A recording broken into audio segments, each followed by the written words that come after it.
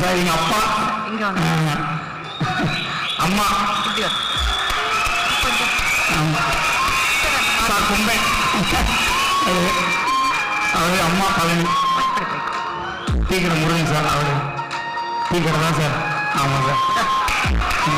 ரொம்ப என்னடானா அப்பா உழைக்கும் மாதிரியா ஒரு உழைப்பு கிடையாது. 2 மணிக்கு எழுந்திரிச்சாங்கன்னா நைட்டு 8 மணி வரை டீக்கடையில் இருப்பார். அதுக்கப்புறம் 8 மணிக்கு படுத்துவார். அவருக்கு படிப்புங்கிறதுலாம் 2வது பட்சம் தான், ஒழுக்கம் தான். நீ எத்தனை பாடத்தில் செய்யலான்னா கூட எனக்கு பிரச்சனை இல்லை, ஒழுக்கமாக இருக்கணும் அப்படின்னு எனக்கு சொல்லி கொடுத்துருக்காரு. அதுதான் எனக்கு இன்றைக்கி வரையும் கொஞ்சம் ரொம்ப இதாக இருக்குது. அதான் ஃபாலோ பண்ணிக்கிட்டு இருக்கேன். எங்கள் அம்மா பற்றி சொல்லணும்னா அது பக்கா சம்சாரி வீட்டு பொண்ணு. அது ஒன்றுமே தெரியாது. இதை நான் இதாக சொல்லலை. பழனி அப்படின்னு அதுக்கு 3 பேர் தவிர எதுவுமே தெரியாது. பாவம், அவள் ஒரு வெள்ளந்தியான ஒரு கிராமத்து பொண்ணு. ஆமாம், அப்பா கல்யாணம் பண்ணும்போது 12 வயசு, அப்பாவுக்கு 20 வயசு. அப்போ அது அவ்வளோ வர முடியாது. அவளை கஷ்டப்பட்டு ஸ்ரீலிபுத்தூரில் எங்கள் வளர்த்தாங்க.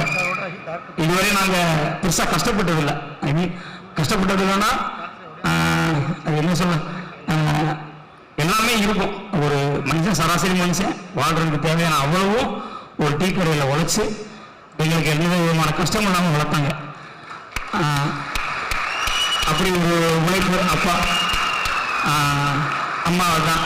எங்கள் அம்மா சாப்பிட்டு போயிருப்போம் நைட்டு. அது என்ன செய்யும், படக்குன்னு நைட்டு தூங்கினதுக்கப்புறம் நான் சாப்பிட்டேம்மா அப்படின்னா கேட்காது. படக்கு நைட்டு வயிற்று தடவை பார்க்கும். வயிறு சாப்பிட்ருக்கானா, ஏன் இருக்குதா வயிறு அவருக்கு தடவை பார்க்கும். எந்திரிச்சு பார்க்கணும், டென்ஷன் ஆகி நான் சாப்பிட்டேம்மா அப்படின்பேன்.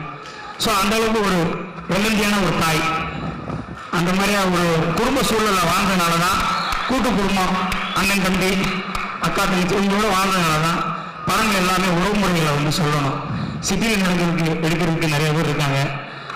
மண் சார்ந்து, மரபு சார்ந்து, பண்பாடு சார்ந்து உறவுகளை சொல்லக்கூடிய படங்கள் ரொம்ப கம்மியாக வருது. 90க்கு முன்னாடி அதுதான் அதிகமாக இருந்துச்சு. அதனால தான் தவறுகள் கொஞ்சம் கம்மியாக இருந்துச்சுன்னு நான் நம்புகிறேன். அதுக்கப்புறம் படங்கள் நிறையா சிட்டி படங்கள் வர ஆரம்பிச்சிருச்சு.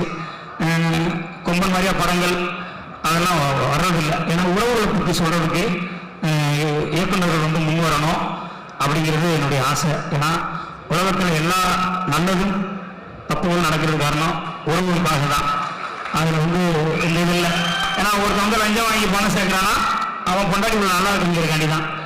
என்ன கொஞ்சம் வாங்கிட்டா நல்லா இருக்கும், அதோட விட்டுருவான். ஊரான கொஞ்சம் சேர்க்குறாங்க, அது தெரியல. ஐயோ அரசியல். அதனால அப்பமா அவளை கஷ்டப்பட்டு வளர்த்துருக்காங்க. அவங்களுக்கு நன்றி சொல்லணும்.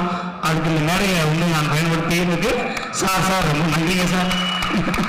என்னன்னா ரொம்ப நாள் கனவு சார். இது ஒரு சினிமாவில் எப்படி ஒரு இங்கிருந்து ஒரு 550 கிலோமீட்டர் 65 ரூபா டிடிசி. அப்போ போகிறப்போ ஒன்றுமே தெரியாது. எங்கள் அப்பா என்ன சொன்னாங்க, சினிமாவா அதான் லட்சத்தில் கோடியில் ஒரு ஆள் ஜெயிக்கிறது, அதுக்குள்ளே போய் எவ்வளோ ஜெயிக்க முடியும் அப்படின்னாங்க. நான் பார்த்த மக்களையும் மனுஷங்களையும் பதிவு பண்ணவே எனக்கு ஒரு வெறி மட்டும் இருந்துச்சு. ஸோ அந்த நம்பிக்கையோடு தான் நான் போனேன். அந்த நம்பிக்கை போகிறதுக்கு மண்வாசனை, முதல் மரியாதை அப்படின்னு மிக பிரபலமான சூத்திரமான படங்கள்லாம் நான் பார்த்துட்டு போயிருக்கேன். ஆனால் எனக்கு பயம் இல்லை, எப்படி அந்த கதாபாத்திரங்களை இது சேர்க்கணும்னு. ஸோ அப்படி போய் ஜெயிச்சு எப்படியாச்சும் அப்பா அம்மாவை நம்ம ஒரு மேடையில் நம்ம அந்த நம்பிக்கையை கொடுத்துவோம்னு நினச்சேன். வாழ்க்கையில் அது இன்னைக்கு தான் நடந்திருக்கு. மறுபடியும் சார் சூர்யா சாருக்கு, கார்த்தி சாருக்கு, ராஜா அண்ணனுக்கு ரொம்ப ரொம்ப நன்றி சார். ரொம்ப தேங்க்ஸ்.